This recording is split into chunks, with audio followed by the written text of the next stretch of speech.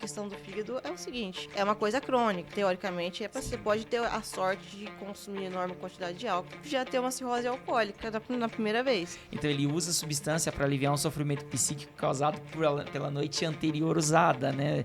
Como que ele termina? Ele termina numa demência alcoólica, que nem a cirrose matou ele, nem o sangramento digestivo, nem a falência renal. Vai virar aquele tiozinho que tem que tomar um copo de pinga para parar de tremer de manhã. E como é que o cara vai conseguir ter realidade para voltar à ressocialização, a trabalhar, conquistar, namorar, viver? Ele já tá com uma situação crônica ali, a probabilidade de ele ficar naquela condição de situação de rua e vulnerabilidade é muito grande. Sejam muito bem-vindos a mais um Independência Química Podcast. Hoje nós estamos aqui com Pedro Gonçalves, que é nosso conterrâneo, que está todo o tempo aí trazendo essa mensagem de força, fé e esperança, né, Pedro? Exatamente. Boa tarde, muito boa tarde a todos que estão nos acompanhando. Hoje nós estamos aqui com nada mais e nada menos do que ele sempre, o Isaac, e a convidada principal do dia, que é a doutora Leda, que está com a gente, psiquiatra. Nós vamos falar sobre vários temas, várias informações e que, na verdade, no final de tudo, você de casa é o beneficiado com esse conteúdo que nós estamos produzindo todas as quartas-feiras aqui no Independência Química. Fala, Isaac. É muito prazer, né? Já estou aqui mais um tempo com vocês e hoje a gente está aqui com a Leda. Ela é especialista, psiquiatra, vai estar falando aqui com a gente sobre dependência química, depressão e muitos outros assuntos aqui. E eu vou deixar ela se apresentar com vocês aqui. Olá, pessoal, eu sou a Leda, eu venho de Catanduva, sou especialista em saúde mental e migrei uma das áreas de especialização, dependência química, como terapeuta e também como uma estudiosa. Tema que sempre me interessou e um dos temas mais complexos, talvez, que existam dentro da medicina e das outras áreas da saúde, e ainda pouco debatido, muito tabu, e que exige muito, muito mais investimentos em pesquisas e também em dedicação. Leda, a gente estamos aqui todas as quarta-feiras para falar de dependência química e hoje o tema é especial, que é um tema falando sobre a depressão, porque a depressão é um mal que assola muita gente, muitas famílias, né? Então eu queria te fazer a primeira pergunta, como se formar um diagnóstico de depressão dentro de uma análise, né, de consultório? Bom, Fernando, se nós formos técnicos, completamente técnicos, nós temos que pegar a CID ou a nossa Bíblia psiquiátrica, que é da Associação Americana de Psiquiatria, que é o DSM, né? Ou é CID ou é DSM. Segundo esses dois parâmetros, nós temos que ter humor deprimido, é obrigatório, ou então falta de energia, que a gente chama de anergia, podemos supor, associada a alguns sintomas por pelo menos 4 semanas, um mês. Isso já, se não for menos que 4 semanas, teoricamente, não é depressão. É descartado. É um episódio depressivo, pode ser. Pode ser tristeza, pode ser uma resposta reativa a algo ruim que me aconteceu, pode ser. Não se configura o transtorno ainda segundo os critérios, né? Nós temos preencher critérios, como uma prova objetiva. A gente vai assinalando. Deu 5, deu 7, beleza. Assim, todo transtorno mental é assim, é definido por critérios, né? Não é uma coisa que eu pego lá e acho que é isso, aquilo. Não, a gente passa por um seleto criterioso de características. Sim. Ô Leda, a depressão, né, ela causa em muitas pessoas o efeito de uso de drogas, né? Ela acaba buscando na droga um alívio imediato. Mas a droga, ela causa um efeito mais assim, agrava a depressão a longo prazo? Olha, todas as pessoas que têm já um transtorno mental prévio já são mais predispostas a se agravar mais após a cessação ou o uso de droga contínuo. Isso é irrefutável. Ou a pessoa, o indivíduo, o paciente, ele não tem nenhum transtorno mental prévio, como a maioria dos homens não tem nenhum transtorno mental prévio, né, diferente das mulheres, então, depois do uso da droga, ele ficou limpo, mas ele ficou com um resquício de transtorno mental. Geralmente é o transtorno do humor.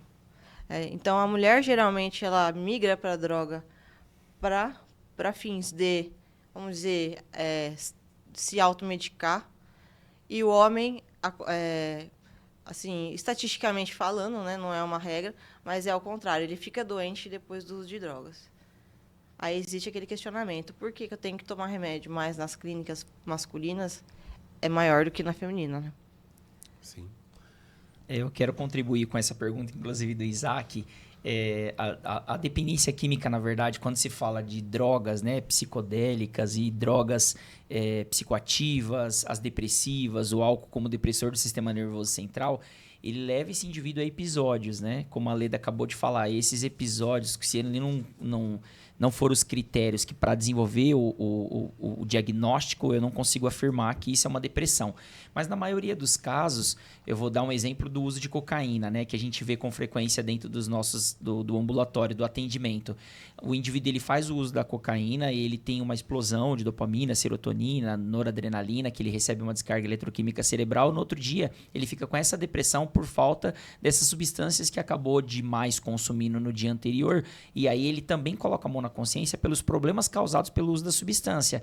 Essa depressão ela vai se agravando ao longo que esse indivíduo vai fazendo o uso e ficando períodos sem usar essa substância. E essa dor intensa de pensar, de colocar a mão na consciência, faz o indivíduo retornar à droga e ele entra no ciclo vicioso.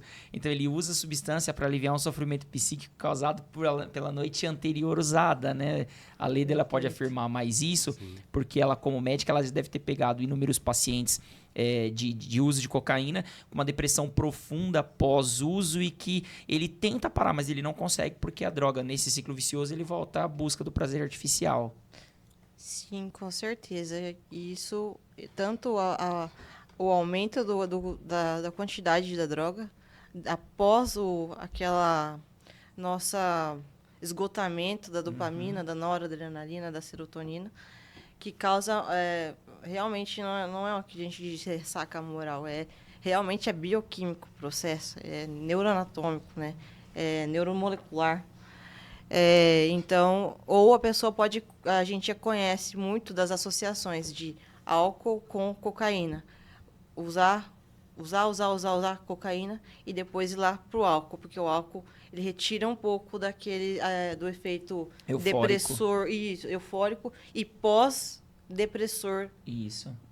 Depois que a cocaína é metabolizada. Então, ele fica meio que no equilíbrio. Ou então a maconha com a cocaína. Isso. Sim. Que são as drogas cruzadas que o pessoal fala. Eu estou usando duas substâncias ao mesmo tempo porque eu potencializo no meu organismo algo, mas eu preciso trabalhar no outro dia e eu não quero faltar no meu trabalho. Então, o indivíduo vai fumar maconha ou usa o álcool em excesso para poder conseguir dormir.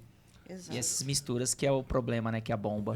E eu tava falando assim, como que trouxe já à tona essa pergunta, é legal a gente falar assim, porque assim, na maioria das vezes no centro terapêutico ou em qualquer instituição, muitas das vezes a família já quer o diagnóstico na chegada do paciente. Então é legal que a gente está tocando nesse tema, porque assim, não tem como formar um diagnóstico que uma semana, né, Leda? Exatamente. São raros os casos que chega o paciente cru, nu e cru pra gente, né? Porque geralmente quando eu procuro ajuda, como são os internos, eles já vêm já com muitas comorbidades, já com bastante, assim, já desenvolveu vários outros sintomas que a gente vai ter que ligar umas peças, porque eles já estão, vamos dizer que eles desenvolveram uma polidoença. Não são só adictos. Tudo bem, a adicção era a doença primária. Mas aí ele desenvolveu um transtorno bipolar, que esquizofrenizou depois, mas não é esquizofrenia, porque é um transtorno bipolar, que não é um transtorno bipolar porque é decorrência da adicção. É um exemplo. Sim. Como ocorre no álcool, na maconha. E como você disse, o diagnóstico, a psiquiatria, ela é um contínuo, né? Ela não é uma foto do aqui e agora. Ela é como se eu batesse a foto de cima, aí depois eu bato a foto do lado transversal, vertical, E aí eu vou girando isso numa longitudinal. Ele não é um estudo transversal, que seria pegar num momento, agora, nós aqui, nesse momento. Não. Seria assim, nós, ao longo de 2 anos, e Sim. tirar o que nós desenvolvemos de novo, como nós respondemos à medicação. Tem vezes que a gente diagnostica a pessoa com o medicamento que a gente dá para a pessoa. Muitas vezes eu estou achando aqui, a gente falando de depressão, eu estou achando que eu estou conversando com uma pessoa depressiva. E, na verdade, ela está fazendo o primeiro episódio de depressão, mas ela é um bipolar. Então, a gente vai lá, dá o antidepressivo, a pessoa entra num quadro de euforia. Então, nós, com a nossa medicação, nós expusemos o nosso diagnóstico real. Sim, sim. É tão desafiador, Fernando. Deixa eu só fazer um comentário. Sabe por quê? Porque ela está trazendo para nós essa duplicidade, né? Os transtornos mentais associados ao uso de substância psicoativa que desencadeia uma série de outras comorbidades. E são essas patologias secundárias que trazem uma dificuldade para o diagnóstico. E isso para nós acaba sendo muito difícil. Eu, como psicólogo, eu não posso afirmar. A médica, a doutora Leda, ela tem um pouco mais de certeza e de afirmação por conta da profissão. Mas eu, como psicólogo, eu consigo perceber esses transtornos mentais por conta de estudar o CID, o DSM da atualidade. Eu consigo perceber também, e aí eu faço apontamento. Por isso que é tão importante a equipe multidisciplinar. Sim. Porque se eu não fizer esse apontamento para psiquiatra, o terapeuta não fizer esse apontamento para uma conversa dentro dessa hierarquia de profissionais, conversando entre si, essa equipe multidisciplinar, cada um tem uma visão e a gente fecha o diagnóstico aqui agora, sem saber, e a gente faz isso com frequência. As mães, quantas mães que não chegam no consultório, ele é depressivo, mas não tem diagnóstico, ele é bipolar, ele é manipulador, ele é desonesto. Então, nós afirmamos com frequência. A sociedade, o senso comum, afirma com certeza, com frequência, inclusive, possível diagnóstico, que é achismo da população, entende? E a gente dificulta o nosso trabalho isso. E a codependência, querendo ou não, atrapalha muito, né, Leda? Porque, assim, tem aquela família que fala assim, leva o paciente para consulta, mas fala, deixa eu entrar primeiro que eu já vou falar o histórico dele, já vou falar tudo certinho. Automaticamente... No meu, não. Mas, sim, tem algumas doenças, desculpa te cortar, mas algumas doenças, alguns perfis, algumas doenças mentais, sim. Eu prefiro que entre sozinho, ou que o paciente, às vezes, nem entre na primeira consulta. Como é o caso de dependentes químicos, começa a sacar o perfil do dependente, não vai haver evolução aqui, eu não vou ganhar nada e nem ele vai ganhar nada. Então, chama um familiar aí, chama uma terceira pessoa, porque ele só vai tentar me enrolar. É igual um esquizofrênico, em delírio, em alucinação. Eu não vou conseguir tirar nada real dele, mas eu tenho que examiná-lo como se fosse um exame físico, mas é um exame mental, que a gente analisa a fala, a vestimenta, o olhar, a expressão. Mas eu preciso de um terceiro. O terceiro, para mim, é muito importante. É como a psiquiatria infantil. Sem o terceiro, não acontece. Eu tenho meu paciente, ele é meu objeto de análise. Mas eu preciso da escola, do relatório escolar, da psicopedagoga, da família. Às vezes até de uma quarta pessoa. Acho que eu gosto de psiquiatria infantil, é desafiador também. Entendi. Aproveitar que a gente está aqui com a psiquiatra. Ô, Leda, existe assim, um tempo de uso e também quantidade que vai tornar irreversível os danos cerebrais? Bom, neurônio é neurônio, né? Neurônio não volta. Mas sim, ele tem as plasticidades, né? Que é a capacidade de se renovar. Mas não a cabeça do neurônio, né? Que seria onde guarda a informação. Somente a caudinha dele, que é por onde corre mesmo as correntes elétricas. Então, uma parte do seu cérebro nunca mais vai voltar, aquela parte. Outras podem tentar suprir com aquele nosso sistema imune cerebral que nós temos, chama micróglia. Tá, mas nunca vai ser a mesma coisa, vamos dizer assim. Tanto é que a gente sempre tem aquela que vai estudar a aula de alcoolismo, aí mostra o cérebro da mesma idade de uma pessoa normal e de um adicto em álcool. Parece uma esponja, seca. Outro dia a gente teve uma reunião mostrando o uso, né? Como que ficava o cérebro durante o uso, depois do uso, quanto tempo que demorava para... Isso é inestimável, porque isso depende da superfície corpórea, depende da quantidade de água que nós temos em cada um de nós, depende da nossa dieta, depende da nossa genética, Ou do seja, nosso cada caso é metabolismo. um caso. Cada caso é impossível te prever isso, né? A gente tem estimativas, mas ainda mais para drogas que a gente tem pouca pesquisa, por exemplo, do tabaco. A gente sabe mais ou menos os danos do tabaco, eles começam a se aparecer depois dos 20 anos de uso. Agora, assim, vamos falar do crack. A gente não consegue uma K9. amostragem. Exato.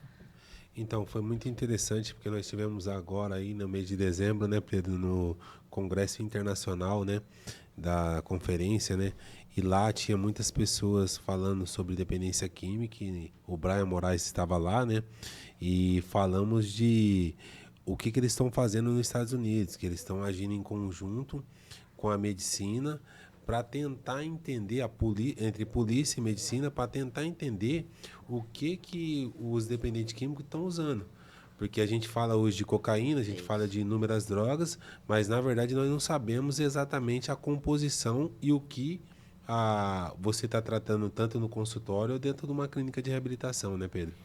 Porque, na verdade, Lê, dessa fala do Fernando, ela vem de encontro a esse, a gente chama o tempo todo de desafiador, o segmento da dependência química, né?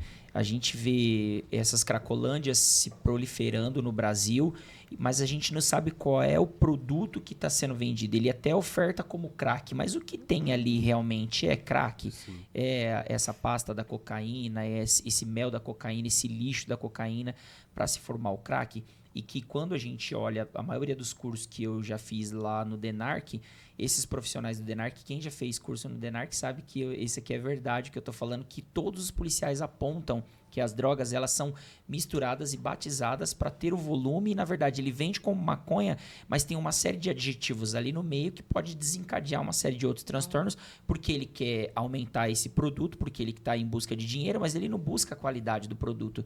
Então o que esses indivíduos estão usando, que estão chegando hoje no nosso consultório, às vezes ele pode até afirmar, eu sou usuário de crack, mas o que ele está fumando realmente é crack? E como ele está fumando também, né? Porque nós tem históricos aí de pessoas que estão fazendo uso naquele caninho de antena, põe a pedra de crack no bombril e coloca dentro do cano de antena e acende. Qual que é o prejuízo desse indivíduo, né, Pedro? Isso é interessante. São duas coisas muito interessantes. Você percebe? Que isso é de consultório, isso é da Alessandra Diel, do Cordeiro, do Laranjeiras. A forma, eles vendem muito na verdade, o usuário de cocaína não está usando cocaína, na maioria das vezes está usando benzocaína e lidocaína, entendeu? Porque você vai pôr aqui no canto da boca, vai ter o mesmo efeito no anestésico. Sim. E vai ter um efeito sobre o comportamento, sobre a consciência. Mas quão danoso seria só pela folha da coca?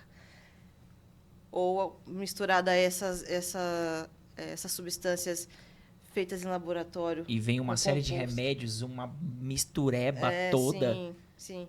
Isso é muito interessante também. Na verdade, o usuário nem sabe o que ele está consumindo, para você ver o quanto é comportamental o uso. Isso, exatamente. É porque a gente olha a dependência química como fator simplesmente de decisão. Eu decido usar a substância. É óbvio que tem um fator biológico que leva o indivíduo porque o corpo está pedindo, tem um fator psicológico, o hábito que ele desenvolveu, o ciclo, as questões sociais, porque os amigos estão usando, então eu vou querer ser aceito naquele grupo, tem os fatores espirituais, mas a gente tem que entender que a dependência química ela tem esse fator comportamental que a Leda acabou de ofertar aqui pra gente, que é o hábito que o indivíduo está usando, mas ele não sabe o que ele está usando. Então, ele está buscando simplesmente entorpecer a sua mente em busca de uma fuga da realidade, porque na maioria das vezes ele não está mais querendo ser aceito por ninguém. Que quando ele chegou na fase da dependência, ele está no isolamento, ele quer socializar com quem?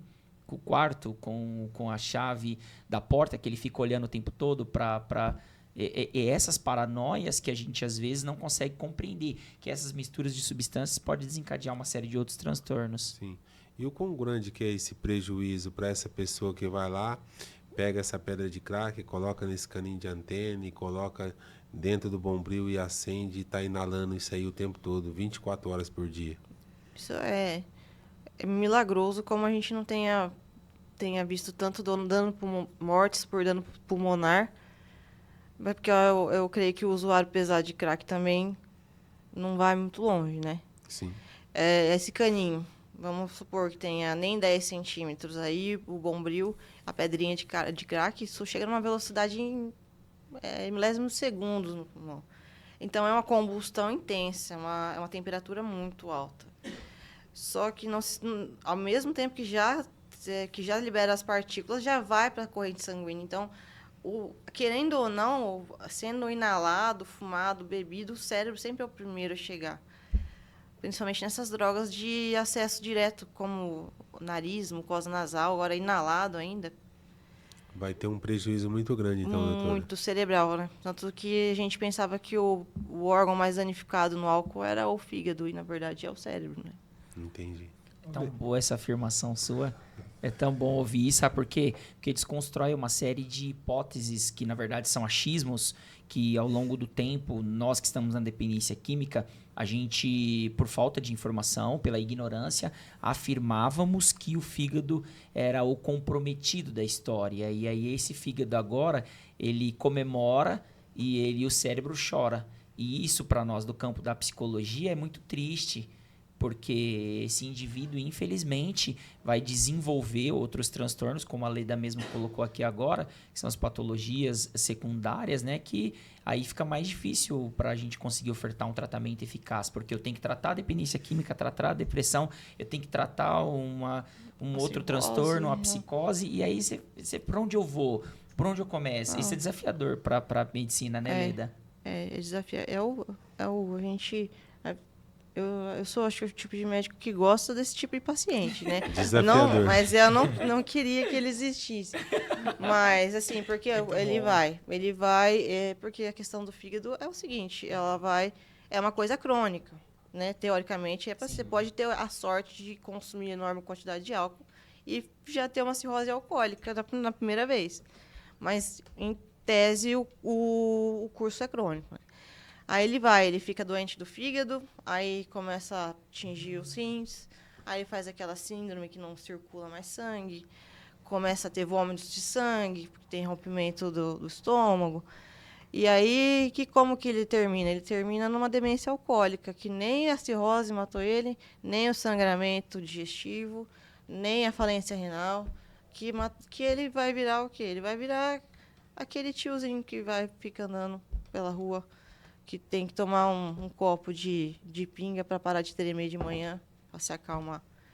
Eu acho que é muito mais triste. Então vai chegar um final muito triste, então, para essa pessoa que é o alcoólatra, né? É o que a gente vê hoje nas ruas, né? E aí essa demência alcoólica que ela acabou de trazer, às vezes nós achamos que o indivíduo ele ainda pode reagir conforme as nossas necessidades, porque a sociedade impõe alguns padrões de comportamento, faz, mas o cara tá com uma demência, tá instalado um transtorno mental, e como é que o cara vai conseguir ter realidade para voltar à ressocialização, a trabalhar, a conquistar, a namorar, a viver? Ele já tá com uma situação crônica ali, a probabilidade de ele ficar naquela condição de situação de rua e vulnerabilidade é muito grande. E foi legal que no começo a gente falou, né, que a pessoa pega uma droga para substituir a outra, e por incrível que pareça, nas últimas pesquisas que demonstram que na Cracolândia o uso mais que tem de substância seria do álcool e não do crack.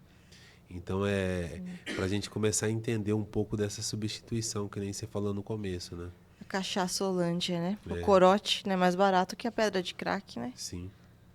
E aí acontece uma troca de substância, que também vai gerar mais prejuízos ainda, que nem você está falando do alcoólatra, né? Eu posso fazer uma pergunta, Leda, já que você entrou no assunto do álcool, do corote.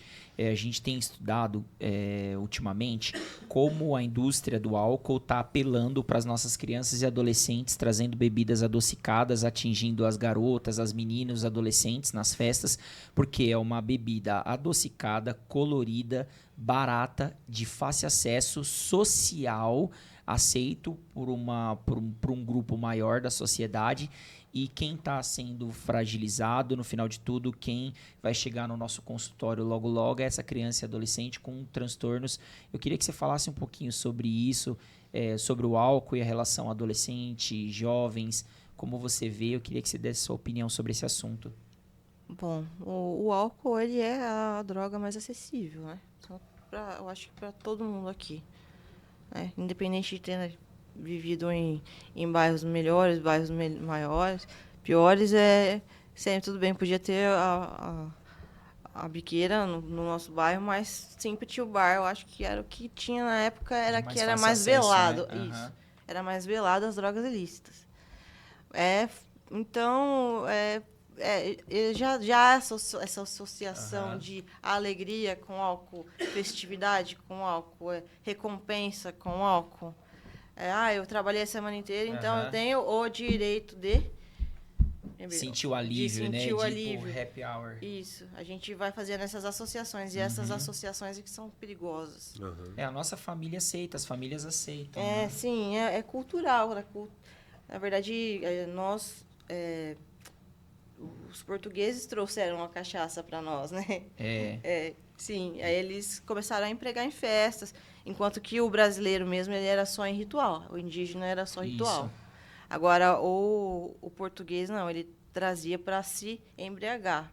Exato. E aqui na nossa região, que é no interior de São Paulo, essa cultura sertaneja, ela traz uma conotação de cerveja e de uísque também muito forte, porque como nós estamos no interior, a música sertaneja ela ainda reina aqui na nossa região, e essa galera do agro, do sertanejo, eles trazem como cultura, como normal. É normal você... Se você não for numa festa e não tomar uma cerveja, tipo, o que você está fazendo aqui? Tem uma coisa errada. Então, essa imposição cultura, da sociedade, né, também leva muitos jovens, né, Leda? Sim, ela acaba uma pessoa que ela não é geneticamente determinada a desenvolver um transtorno de adicção.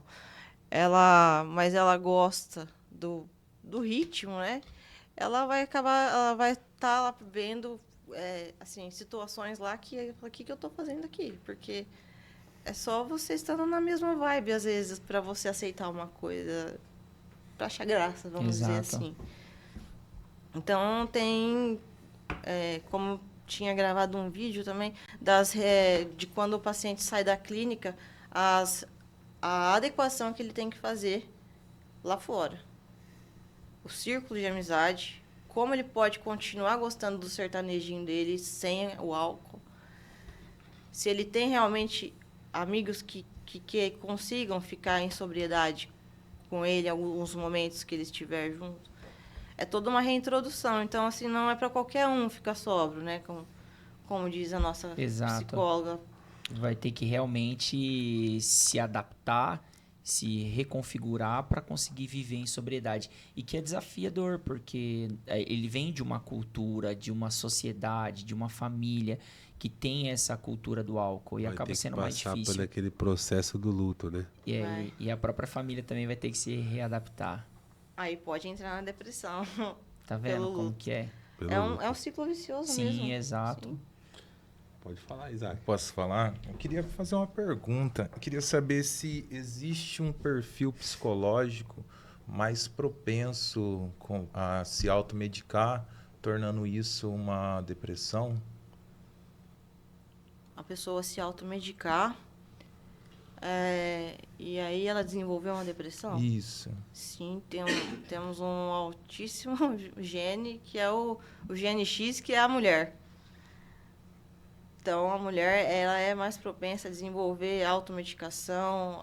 A mulher tem a tendência de se automedicar? Tem. A mulher é um paradigma, é uma ponte imensa, uma clínica masculina de uma feminina. Enquanto os meninos não querem tomar medicação, as meninas estão loucas lá na enfermaria toda hora. Querem medicação. Tentando fazer a troca. E para a pessoa que não faz o uso de substância, como o Isaac fez a pergunta? Também. Também? A mulher, geneticamente, para a grande maioria de um perfil de doenças mentais, ela é mais predisposta. Assim, coisa de disparado, de 4-1. Entendeu? Por exemplo, a depressão, mulher, 3-1. Por exemplo, agora outra doença, o autismo, 4 para 1 homens. Né? Você vê um perfil assim, o transtorno mental, que são mais do que falavam de neuroses, né? Que é a depressão, Exato. a ansiedade, o toque, transtornos alimentares, dependência alcoólica já bate Sim. na trave, já assim, iguais. Mas o homem, por exemplo, é mais propenso a desenvolver esquizofrenia. Mais propenso ao autismo, mais propenso ao transtorno de conduta, que é o psicopata famoso. Eu sei que o tema é depressão, mas algo que está se falando muito nas redes sociais e a gente teria que entrar nesse tema, temos que falar um pouco sobre isso, é sobre o narcisismo. Como que você vê o agravamento dessa comorbidade e como que as pessoas não estão buscando ajuda para tratamento dessa questão? Como que a gente pode começar? Por que elas não estão buscando ajuda ou porque... Não, eu queria que você esclarecesse aqui para muitos, que muitos talvez possa ter dentro da família, mas não conseguem identificar comportamento narcisista. Queria que você trouxesse um pouco e como tratar isso.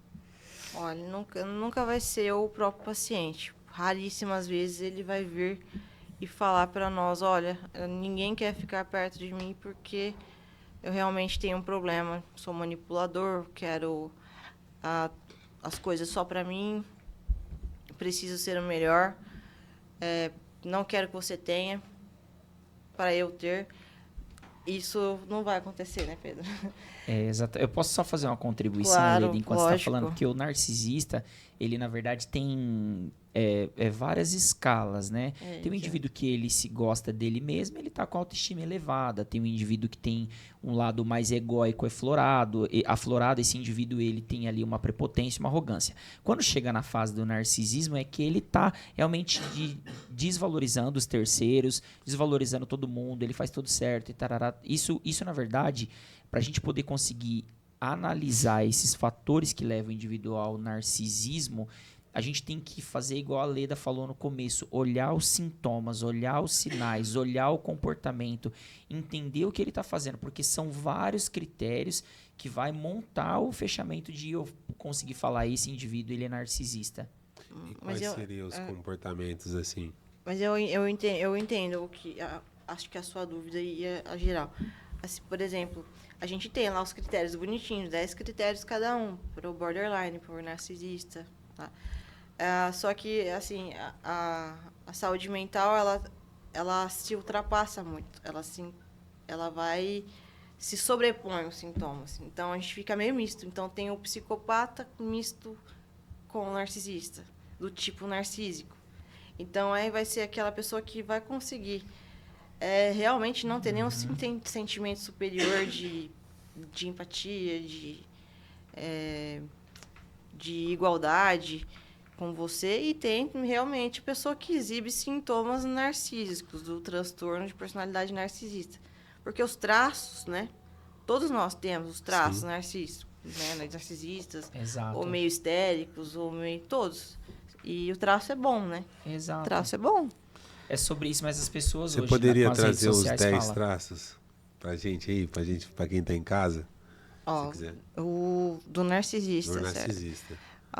Falta de empatia, falta de carinho, desprezo quanto ao sentimento do outro, ter sempre que estar em uma colocação melhor, Em evidência. acima.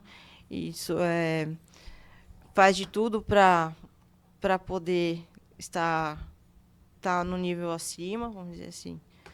O que mais, Pedrinho? Rebaixando outras pessoas, né? Por exemplo, eu tenho uma companheira, um amigo, o meu patrão. Eu não consigo ouvir vozes de terceiros que tá no topo da hierarquia. Então, eu menosprezo o terceiro, o meu parceiro. E aí, essa capacidade egóica é um desses traços que ela tá trazendo para nós aqui. Que, na verdade, quando a gente olha para o narcisista, ele tem praticamente todas essas evidências que a Leda falou aqui em pauta. É óbvio que a gente tem que ficar sempre observando, que nem eu falei anteriormente. Tem casos que o indivíduo tem uma autoestima elevada ele tem uma alegria interna, ele não é narcisista. Ele só tá com a autoestima lá em cima, entende? Ele não tem problemas nenhum. E isso a gente tem que ficar o tempo todo observando. Pode ser outra coisa, né? É. Pode. Não, mas assim, a gente tem que estar mesmo... agora já é mais comum, mas a gente ficaria passado de ver quantas vezes já fomos passados. E um narcisista, ele costuma buscar algum tipo de droga para aumentar a confiança? Totalmente. É um indivíduo que quer totalmente o prazer sempre. É um dos fatores de risco ter transtorno de personalidade, né? Isso. E geralmente é porque, assim, a história do narcisista, eu até comentei isso hoje, e ele olha para a água, ele vê o reflexo dele, ele acha tão lindo, ele acha tão bonito, ele se apaixona tanto, que aí tudo que acontece na vida dele é em busca de alimentar esse lado egóico. O narcisista, ele não consegue olhar para ninguém. Ele tá, tipo, no topo da montanha e só eu tem aqui. ele lá. Sim, mas ele tem a diferença. Mas nesse transtorno aí, é um transtorno muito mais complexo do que a gente imagina. Não é só isso, não é só o lado egóico do Sim. indivíduo. E aí, como que a gente diferencia de uma psicopatia? Sim, Você percebe que é desafiador? é desafiador. E é Na mais saúde. difícil tratar um dependente químico com traços narcisistas? Meu Deus. É quase, assim, é muito... Muito É muita desafiador. terapia, é muita terapia. No caso que você deu 10 critérios aí pro narcisismo, né? Aí quando nós vamos entrar na parte da depressão, tem os 10 critérios da saúde mental? Sim, tem. Nem todas as doenças são 10. Às vezes, sim, são 5. Tem Entendi. que preencher 2, por exemplo. Existe assim. Não é... Geralmente é A, B, C, que são os mais clássicos. C e D, D e E, excluindo alguma causa externa que possa estar causando, né? Uma droga que possa estar causando sintomas. Mas os critérios da depressão, se perguntou, né? Sim. Vamos supor, seria A e B. Um indivíduo que apresente humor deprimido e falta de energia por, no mínimo, 4 semanas, um mês, mais um ou mais 6 dos seguintes sintomas. Aí lá vem alterações do apetite, alterações da libido, alterações do sono. Nossa, sono, muito importante. Alterações Humor. do humor, irritabilidade, nervosismo, ansiedade exacerbada, mudança do comportamento. Traz todas essas características. Aí a doutora Leda diagnosticou. Qual que é o primeiro passo para que possa tratar? Tenho que classificá-los entre leve, moderado a grave. Então, de Sobre repente- isso que eu ia falar agora também, né? Porque tá vendo como é complexo? É que a depressão tem casos e casos. Tem casos que come muita comida e tem casos que não come nada de comida. Tem indivíduo Isso. que dorme demais, tem indivíduo que não dorme. Que ganha peso ou perde peso. Então, é aí que tá essa leve, moderada e grave que ela comentou. Por quê? Porque ele vai subindo as escalas conforme o tempo vai passando e não tratando, ele só vai piorando a situação. Porque quanto mais a pessoa ela tá com a doença se agravando e não tratando e não buscando conversar com alguma pessoa, fazer um tratamento, buscar informação, só vai levando para a situação grave, né? Ela vai saindo de leve para moderada e sempre indo pro grave. De repente eu chego lá com uma situação grave. Grave. Você vai fazer o quê? Como que vai ser o protocolo da saúde mental? Como você quer chegar? Eu cheguei lá com uma depressão grave no seu consultório e aí, qual que é o primeiro caminho que você vai me orientar? O que eu vou te orientar primeiro é ver o que você está classificando como grave. Sim, Se eu vou julgar com esse grave se é um critério de internação ou se dá para tratar em casa. Se a medicação vai ter que ser mais potente agora, depois a gente vai retirando. O seu perfil biotipo que eu vou poder usar em você.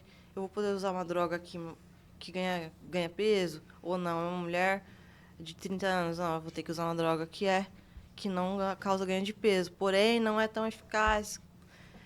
Vou ter que melhorar seu sono. Vai estar com alterações do sono, do apetite também. Vai estar ou para mais ou para menos. Vamos ter que modular.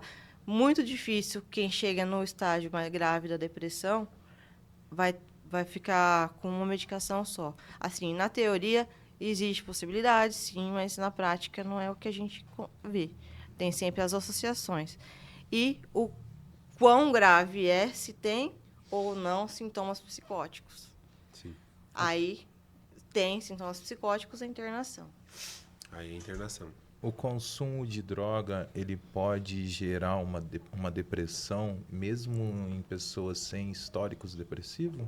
Sim, tanto é que na entrevista inicial que a gente faz da clínica ou de qualquer entrevista de consulta médica, se tem antecedentes prévios de doença mental.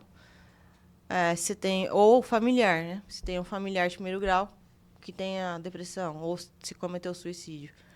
Então, sim, mesmo você estando assim, limpo, clean, seu cérebro era uma joia rara antes do uso da droga. Sim, você tem a possibilidade, porque é assim, né? O cérebro, a gente fala de neuroanatomia topográfica, né, toda dividida, mas na verdade ela está toda interconectada, né? A gente acaba lesando alguns circuitos e eles tentam se reorganizar de uma forma não tão legal. Aí sim, pode acontecer de tudo. Algum, por exemplo, assim, fala uma droga aí.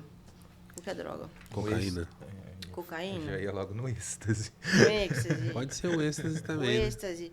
O êxtase faz uma boa psicose, faz uma boa esquizofrenia, pós-uso de... Porque o êxtase é muito sintético. Ninguém sabe também o que tem A na composição, né? composição. Então, ao meu ver, ao ver da minha professora, que a gente fez a pós junto,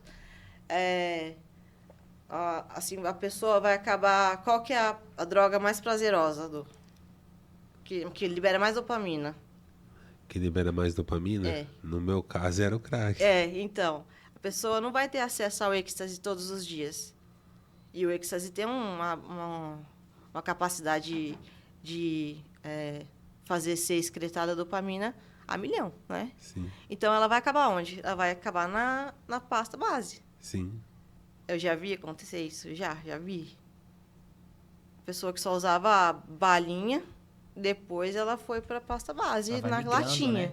E essa migração é em busca desse prazer artificial que a droga libera cada vez mais. Sim. Até chegar E aí, no quando nós último estamos estágio. falando de vários tipos de substâncias, nós estamos falando desse caminho da depressão, o quanto que é prejudicial, né? E olhando assim para agora, né? Que a gente teve aí a descriminalização da maconha e às vezes a gente vê muitas coisas acontecer, né? Às vezes, por falta de conhecimento, a família acha, se ele só ficar fumando maconha, acredito que vai ser menos mal do que ele ficar no crack. Mas qual que é a visão que você tem em relação à recuperação? É abstinência total? Como é isso? Minha visão pessoal e profissional que me dá direito de ter uma posição só é a abstinência total. Redução de danos, para mim, pode ajudar o indivíduo, como homem, como uma pessoa digna, mas para acessar o uso de drogas, não. É total, abstinência total, porque é muita sorte a pessoa, o alcoólatra, ficar 30 anos e depois ele voltar a beber um pouquinho. Porque eu fiz essa pergunta para você, porque assim, quem está em casa nos acompanhando pelo TikTok e quem vai assistir esse vídeo, muitas das vezes o paciente ele sai da instituição e aí ele tenta negociar em casa, né? Fala, não, agora que eu saí, uma cervejinha eu posso. E automaticamente para aquele paciente que ele é dependente de cocaína, automaticamente ele tomar a cervejinha, ele vai voltar de novo, né, Pedro? É questão de 2 semanas. Mesmo uma cerveja sem álcool? Não é recomendado. Não é recomendado por conta dos gatilhos, né? Dessas memórias eufóricas aí, o sabor, ele também traz uma recordação. Aí já vem pro campo da psicologia, que é esse inconsciente, que às vezes ele abre e aí o indivíduo ele tem aquele momento de despertar e fala, pô, eu queria tomar então uma cerveja. Aí ele se permite, porque ele fica fletando com o pensamento de beber quando ele toma uma cerveja sem álcool. E quando ele dá essa oportunidade, a probabilidade de recaída é muito grande. É óbvio que quando nós falamos de redução de danos é muito polêmico. Foi muito polêmico há 2 anos atrás, a gente fala sobre esse assunto. Mas hoje a grande maioria dos profissionais que trabalha com a dependência química, que entende sobre a problemática, ele entende que não dá para tratar a dependência química com redução de danos. É óbvio que se a gente for olhar a escala de uso, abuso e dependência, o usuário, o abusador, ele ainda pode conseguir fazer de alguma forma no ambulatório uma transferência que alguns profissionais antigos ainda propõem. Nós que trabalhamos com a saúde mental e a dependência química, por que nós falamos tanto e afirmamos isso, que nós somos a favor da abstinência total? Porque a gente sabe que o dependente químico ele não vai conseguir ficar só com a cerveja, ou com um baseadinho, ou simplesmente com a cerveja sem álcool, ou fazendo transferência de substância. Porque a necessidade biológica é tamanha que quando uma vez ele abre a possibilidade de abrir essas fendas entre o neurotransmissor e o neuroreceptor, que a gente chama o tempo todo de a compulsão aberta, ele tem uma necessidade da dopamina, então o corpo fica pedindo. Enquanto a gente não fizer a paralisação com a abstinência total, esse indivíduo ainda vai sofrer abstinência e o craving, que é, na verdade, essa fissura, ele vai continuar. E se a gente introduz uma outra substância que ela é psicoativa, ele vai só aumentar e essa compulsão vai continuar aberta e ele não vai conseguir parar. E vai voltar na de preferência. Exatamente. Então acaba sendo muito desafiador. Vai continuar doente. Isso Vai é continuar a realidade. doente. Ele vai enxugar gelo, entende? É E a tapar o vida sol com a inteira, a peneira. vida inteira. Não vai mudar a doença, a minha doença da adicção. Não é o simples fato de eu usar a droga, né? É todo o contexto que eu tô, o que eu me tornei. Né? Então, vai ser a mesma destruição. Para fazer o diagnóstico aí de múltiplas drogas, Leda, qual que é o critério que a saúde mental usa? Que tenha tido o F19.2 de múltiplas drogas, sendo dependente, são danos comportamentais causados por determinada droga ou múltiplas drogas. Sim. A falta do diagnóstico e do tratamento pode aumentar o risco de dependência química, o tratamento de depressão? Com certeza, com certeza. De qualquer transtorno mental não tratado, ele tem a tendência a impulsionar para álcool, drogas, né? Porque você tá com... Imagina que como se nosso cérebro doente, né, depressivo, ele é um estado intenso de inflamação e de autodestruição. Como se fosse uma necrose, um infarto lá. A hora que ela conseguisse ligar a alguma coisa que dê energia para trabalhar, Sim. ele vai... Agora, se for tratado, por exemplo, um TDAH com 12 anos, um moleque de 12 anos, os estudos mostram que a chance dele desenvolver dependência química lá com 20 são muito menores do que se ele não tomar a ritalinazinha dele aqui. Porque é progressiva, a doença psiquiátrica ela é progressiva. Exato. Também. Sim. Ela também... Existe cuidados paliativos em psiquiatria, existem...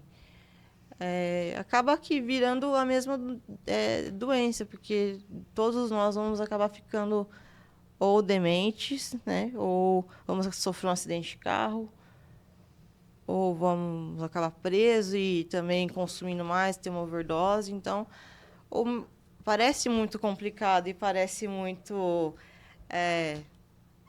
diferente, mas na verdade o mecanismo da doença é o mesmo. Exato. Para todos os casos. A gente pode até falar de um caso, eu sei que o horário está explodindo aí, mas a gente pode entrar num assunto que está em alta também nas redes sociais, que é o caso do Whindersson Nunes. Ele foi voluntariamente para uma clínica de reabilitação, um hospital psiquiátrico, para fazer o tratamento. Um indivíduo que tem muito dinheiro, muitos seguidores, é um dos canais mais fortes do Brasil, um youtuber que influenciou uma geração e que alguns meses antes dessa internação ele estava postando com frequência nas redes sociais o uso de maconha. Ele estava com cigarro de maconha, fumaça, meio que fazendo algumas apologias, dizendo alguns canais aí de reportagem, falando que ele estava inclusive entrando no segmento do canabidiol para poder trazer para o Brasil. E aí agora nesse momento ele se encontra internado voluntariamente dentro de um hospital psiquiátrico. E as pessoas estão falando da depressão.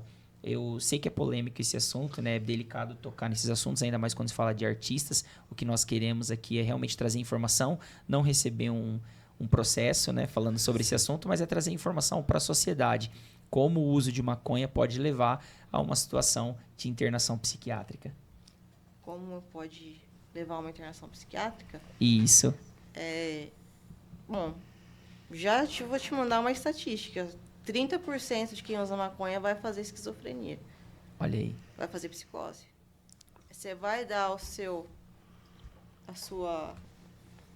vai pagar para ver? Por exemplo, se a população mais jovem soubesse desse dano, eu acho que muito, muito menos eles pagariam para ver. E o que a gente vê hoje, Leda, é essa proliferação de pessoas falando do... É óbvio que tem ali uma comprovação científica no canabidiol, mais específico para epilepsia, para alguns transtornos que são graves, mas que na maioria das vezes as pessoas estão fazendo de forma errada a extração desse princípio ativo. Isso é ridículo. Porque... E deixa, assim, tipo, é bom que o Pedro entrou nesse tema, Leda, por quê? Porque, assim, a gente toma que essa descriminalização aí, então nós temos que falar, assim, dos prejuízos para essa juventude nossa. Qual você acha? Da descriminalização da prensada, da maconha maconha prensada, normal. É trágico, né? Porque Trágico. não... É trágico, é muito triste, porque é a mesma coisa. Eu tenho o genezinho inquieto lá, nunca vou fumar maconha, vou passar minha vida inteira bem. Agora eu tenho lá e vou fumar. E aí eu vou ficar dependente de droga. Os estudos demonstram que vamos ter muito prejuízo com essa liberação da maconha? Sim. Eu acho que, na verdade, os estudos perderam as rédeas, porque agora o canabidiol que é o composto, começaram a extrair só o canabidiol. Exato. Aí depois começaram a extrair o THC. Uhum. Então já estão tentando burlar uma forma da gente ficar viciado, eu acho, e usando para tudo. E que é absolutamente placebo. Um grande laboratório. É um grande planeta Terra. laboratório. É que, na verdade, nos Estados Unidos, 70% da maconha que é consumida lá, ela é feita através de produtos alimentícios, né? Então, chocolate, 70% que absorve mais THC, são 70% THC, bala, chiclete. Então, a gente sabe que tem um público específico que a indústria está querendo buscar. E olhando para essa população mais jovens, o que você pode trazer de prejuízo cerebral para uma criança aí de 12 até os 23 anos começar a fazer o uso dessa maconha aí, que a gente sabe que potencializou muito, não é essa maconha prensada, porque a gente sabe que no Uruguai a maconha que é vendida na farmácia contém 6% de THC, mas as que são vendidas nos clubes contém mais de 16% de THC. Então, qual que é o prejuízo real para essas crianças brasileiras agora que vão ter acesso porque foi descriminalizado? Qual que é o prejuízo real que você acha cerebral dessas crianças? Olha, o que eu acho é que o cannabis tem muitas propriedades maravilhosas mesmo. Agora, a gente generalizar para o uso indiscriminado para tudo, começa a gerar as consequências. E, né, a diferença entre o veneno e o remédio é 1 grama. Então, se nós formos geneticamente propensos, por exemplo, uma contraindicação absoluta na época que eu estudava produtos extraídos da cannabis, era ter esquizofrenia. Você não podia dar para uma pessoa que tinha tendência a ter esquizofrenia, você não pode dar óleo de cannabis para ela. Seja 0,00 nanogramas. Então, eu sou meio retrô nessa parte. Eu sou contra. Porque você vai pagar para ver a criança a longo prazo. Muito boa essa fala sua. A longo prazo, porque a droga se deposita nos tecidos gordurosos, né? E no tecido cerebral.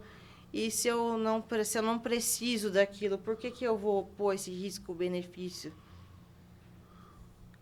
Ao contrário de quem é um epiléptico hiperresistente à medicação. Exato. Que tem a necessidade do canabidiol ali.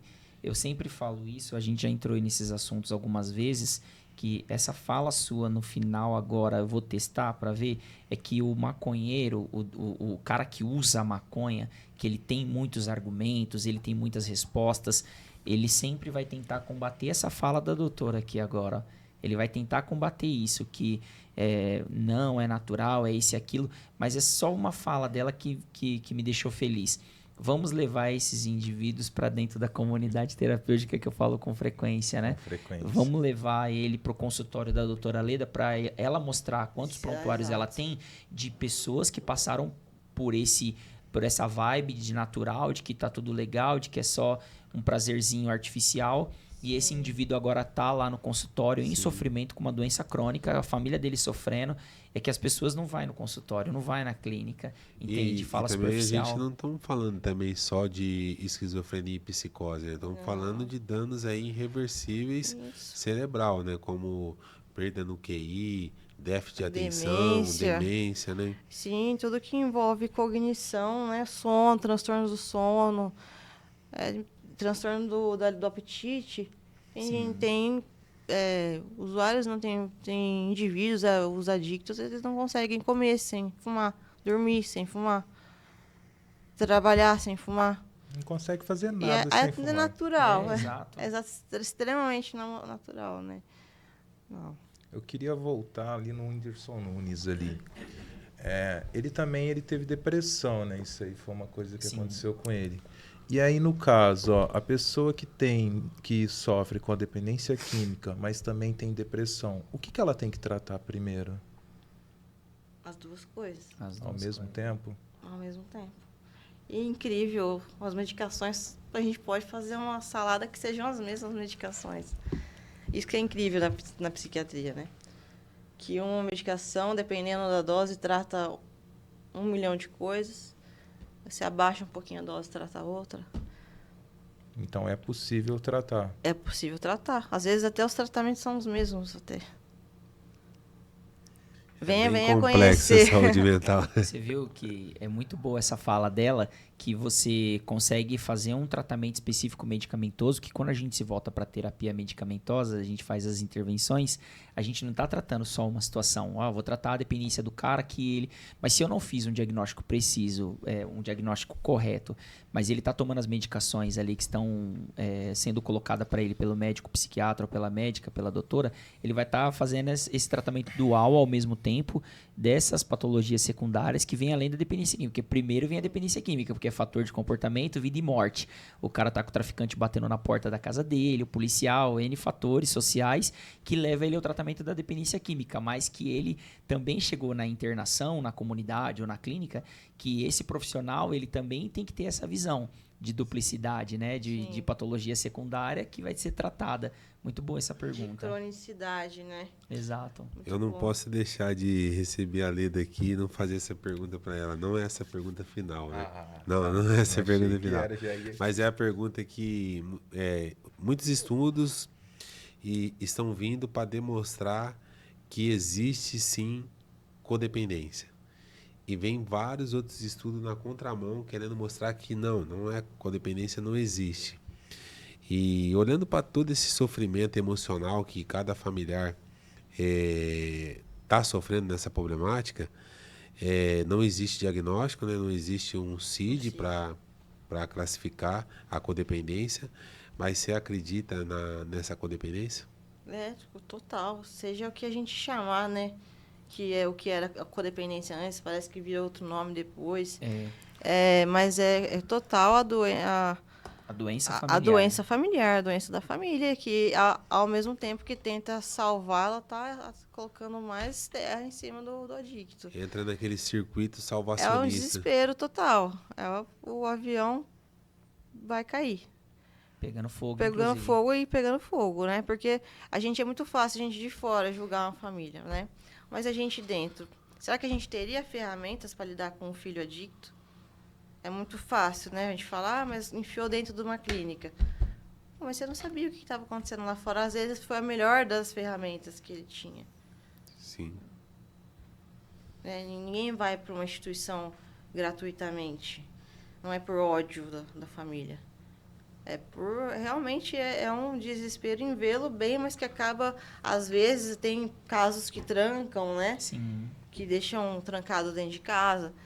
É assim, é desesperador. É desesperador, né? Desesperador. E você acha que deveria ter um CID, que deveria ser uma doença classificada? Eu acho que nós deveríamos mais ser mais abrangentes com o paciente, como está no livro lá, né? Médicos de família mesmo, ou psicólogos de família, ou terapeutas de família. Porque o que vai ser levado em conta vai ser a doença secundária que se desenvolveu em respeito à codependência. Bom, deve imaginar uma senhora, os filhos adictos, um cárcere, ela vem toda com fibromialgia no corpo, Pratica o ansiosa. autoabandono com ela mesma, Ela, não, mas enquanto eu não não consertar essas ajudar. crianças aí, eu não vou. Isso não é uma. Acho que sim, poderia ter. Assim como não tem CID para suicídio, porque tem várias conflitantes antes de surgir o ato suicida, né? Sim, Então não tenho como te falar. Pode ser, todas elas sejam um CID de uma doença muito parecida, assim, no Exato. comportamento. Mas é um comportamento, né? Não é uma doença. porque é fácil tratar um familiar que está com uma pneumonia ali, a gente vai, cuida da família, ajuda, faz tudo que precisa ser feito, né? Mas o difícil é tratar uma pessoa que tem uma doença crônica, uma doença que está ali se arrastando, e aí já desenvolveu várias comorbidades, como narcisista, e aí, como fazer, né? Como que vai dar um amparo para essa família? E aí a gente não entender que é uma doença que precisa ser tratada, é complicado isso.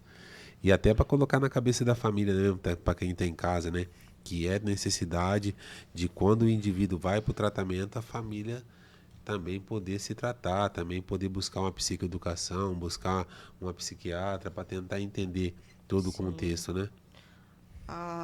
Sobre a codependência, precisa ser tratada porque ela pode, inclusive, acabar dificultando um pouco os passos do egresso da clínica, né? Do paciente que deixou a clínica. Sim. Há alguns estudos que indicam que mães de codependentes ela tem mais proporção a desenvolver depressão do que outras famílias. Do ponto de vista psiquiátrico, como que você me explicaria isso? Faz sentido, né? Por Freud, né? Seriam umas pessoas com perfil mais neurótico, entendeu? Então, para elas, tudo a gente tem o depressivo, o neurótico, o psicótico. Então, vamos ver, neurose é ansiedade e depressão, vamos supor.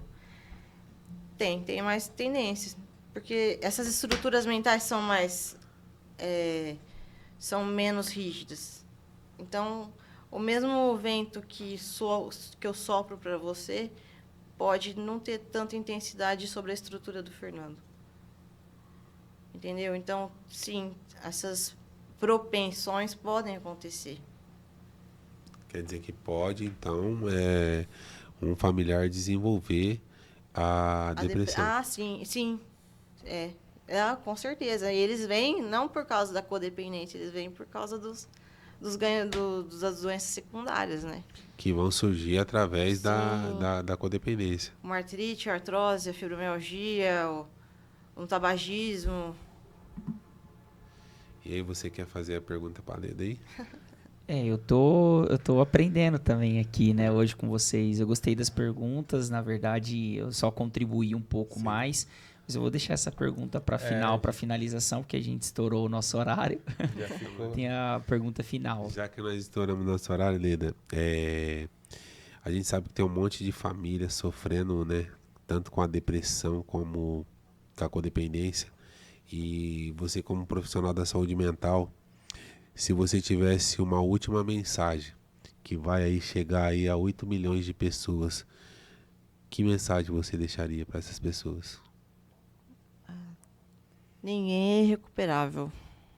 Ninguém é irrecuperável. Que bom. Essa é uma mensagem que mostra para nós a flexibilidade cognitiva e como é importante a gente continuar insistindo no indivíduo, acreditando no futuro dessas pessoas que às vezes vêm para nós totalmente sem esperança nenhuma, e nós como profissionais tivermos essa visão, agora falando da equipe multidisciplinar que eu falo o tempo todo, a gente não vai abandonar os casos como a grande maioria das pessoas fazem. Sim. E aí eu vou acreditar sempre na recuperação, acreditando sempre no ser humano, acreditando sempre que vai se levantar, vai dar jeito, e a gente tem que insistir e continuar lutando, porque essa é a nossa função. Então você pode olhar para lá e deixar essa última mensagem aí, Leda, pro pessoal que tá em casa. A minha última mensagem, além dessa daí, Além dessa. peço encarecidamente, não é uma mensagem, é um pedido encarecido de profissionais de saúde, de todas as áreas, seja da recepção da porta do pronto-socorro, seja lá da técnica de enfermagem, seja do médico, principalmente, terapeutas. Trata-se de uma doença qualquer, como a pneumonia, que o Fernando falou. Então, porque a gente tem tanta dificuldade de... Aquilo gera tanto repulso, né? Quando chega... Porque eu trabalhei muito tempo em emergência, então eu sei, o bêbado que chega de madrugada. Peço, por favor, que tratem o dependente químico como um doente, uma doença. Porque a gente fala de artigos de leis, vai processar? Não. Então, vamos falar sobre saúde. Dependência química é um CID, é uma doença. Então, se não por amor ao próximo, por deveres trabalhistas e éticos. Obrigado. Muito obrigado, Leda. É isso aí, só lembrando que esse programa só pode acontecer devido aí todo o patrocínio do Centro Terapêutico Luiz Caetano e também, né, do nosso parceiro que está direto aí na formação de profissionais para dependência química. Inclusive a Leda também estava lá na FENAPAD, fez o curso lá.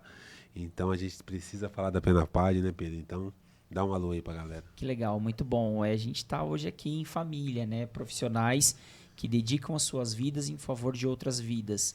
E tratar os nossos iguais é a nossa missão, esse é o nosso propósito. Amamos o que fazemos e fazemos com excelência, com ética, com profissionalismo, sem fundo de quintal, sem deixar o amadorismo reinar. A gente realmente está aqui com muito amor, colocando a nossa vida nesse projeto, mas também com muito profissionalismo, com muita ética, como a Leda acabou de colocar. E a FENAPAD vem com essa proposta, né, de formar profissionais, levando sempre informações para capacitar as pessoas para sair realmente do fundo de quintal. Muito bom. E parece que a FENAPAD está com uma nova proposta agora também, junto com o Centro Terapêutico, né? Que é levar essa mensagem de onde é difícil ela chegar. Exatamente. É o que a gente está fazendo agora. Sexta-feira, inclusive, agora nós vamos estar lá novamente no CPP de São José do Rio Preto, que é o Centro Prisional aqui de São José do Rio Preto, levando informações para aqueles que estão encarcerados, falando de prevenção, recuperação, tratamento, filosofia. A gente traz um pensamento, né? A gente coloca os detentos para pensar. E pensar faz essa flexibilidade cognitiva, essa habilidade do ser humano de sair do buraco em que ele está psicologicamente, ele consegue alçar altos voos. Então a FENAPAD vem com essa proposta, junto com a CT Luiz Caetano. A gente está levando aí agora para dentro dos presídios essa informação. E sexta-feira a gente vai estar lá, fica ligado nas nossas redes sociais que você vai ver aí as fotos, os vídeos e tudo aquilo que a gente está produzindo, ajudando os nossos iguais. Cara, eu só tenho a agradecer por mais esse programa aqui, foi de intenso aprendizado para mim. Muito obrigado aqui pela presença de vocês todos. Muito obrigado, Leda. Sou fã dela, acompanho ela nas redes sociais e ela sempre traz conteúdos extremamente valiosos. Se você quiser deixar suas redes sociais também aí. Deixou, só lembrando que eu sou confederada FENAPAD, viu? FENAPAD. Você melhor que ninguém pode falar dos cursos da FENAPAD. Você aprova? Acho que é uma parceria faz anos, né? É uma abertura, abre-se. Eu só não faço mais esses cursos porque não tem mais tempo de fazer.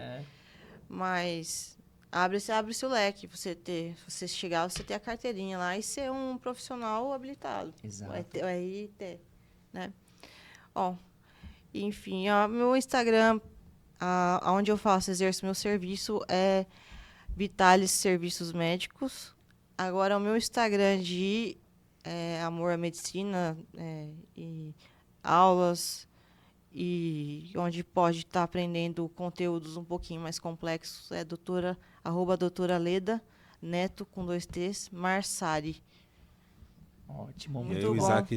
o Isaac vai estar deixando também todas as redes sociais da Leda, vai estar deixando a FENAPAD, vai estar deixando todos lá na bio, lá, né, Com Isaac? certeza vai estar tudo aqui na descrição. Aqui vocês podem pegar aqui embaixo aqui que vai estar aqui. E eu recomendo acompanhar esses 3 aqui que vocês não vão perder nada, só vão ganhar acompanhando eles, que são profissionais de E extremo só valor. lembrando que agora a rede de apoio ela ganha mais força, né? A Leda Exato. chegando ganha mais força para que a gente possa levar essa mensagem, como o Pedro falou. Muita gente necessitando e tem gente que não tem como, não tem condição, não tem o serviço disponível. E por isso a gente toma em parceria com a FENAPAD e a Leda chega agora também para trazer esse conhecimento, trazer informações e trazer também a parte da farmacologia para que possa ajudar quem está passando por essa problemática, né, Pedro? Exatamente. A gente está cada vez mais buscando esse tipo de parceria. Então, até para você que está nos assistindo aí, quer fazer parte dessa rede de apoio, entre em contato com o Fernando Caetano, com a FENAPAD. Com certeza você vai estar daqui a alguns dias aqui junto com a gente nesses movimentos que nós estamos fazendo. É isso aí. Deixem aí perguntas que vocês querem fazer, assuntos que vocês querem que a gente aborda. Para os próximos Nos episódios, próximos né? episódios a gente vai analisar com carinho aqui e trazer aqui para dentro dos próximos episódios, com certeza. Então fiquem com Deus, até a próxima. Falou. Valeu É. demais. Muito bom.